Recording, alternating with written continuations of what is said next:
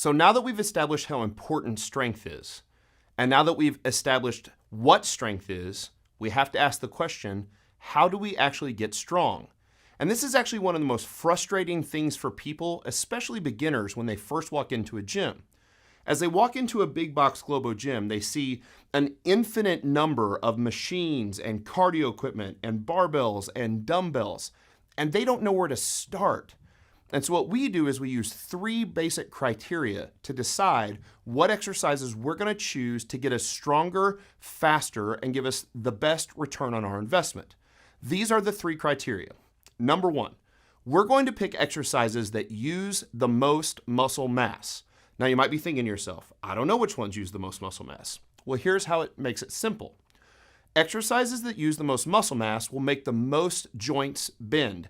So my bicep makes my elbow bend. That's one of the things it does. It actually also makes my shoulder move.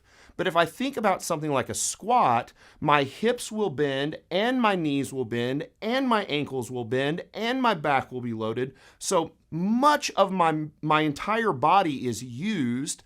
And so I use more muscle mass in a squat than I would on, say, a leg extension machine where only my knees move. So that's the first criteria. Pick exercises that use the most muscle mass.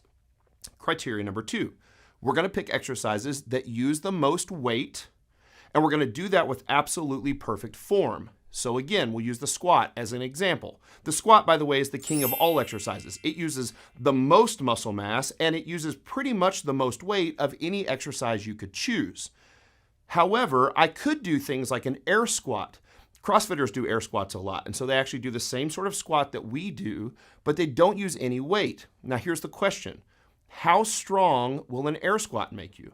Well, if you've never done anything at all, you'll get some strong for a short period of time doing air squats. But then what?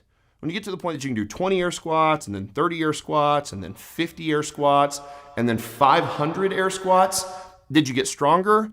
No, you just got more muscular endurance. And remember from our first video, strength is the foundation of all human and athletic movement. It makes everything else better. So as we get strong, we also get muscular endurance.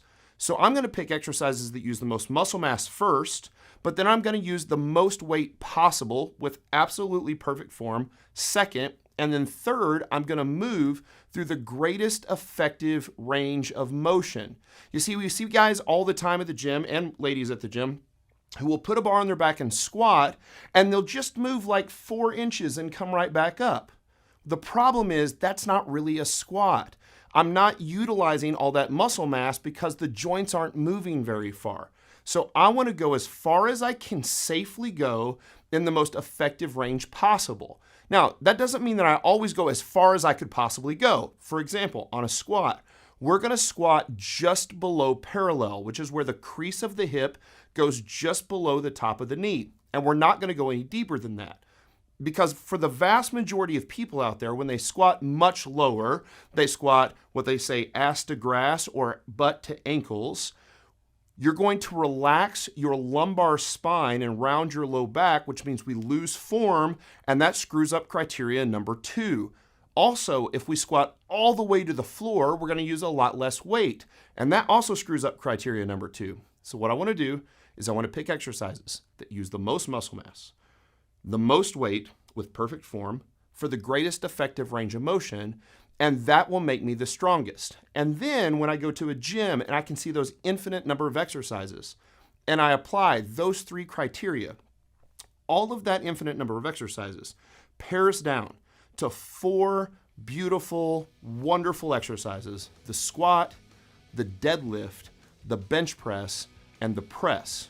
And we'll talk about those in our next video and then show you how to complete those exercises.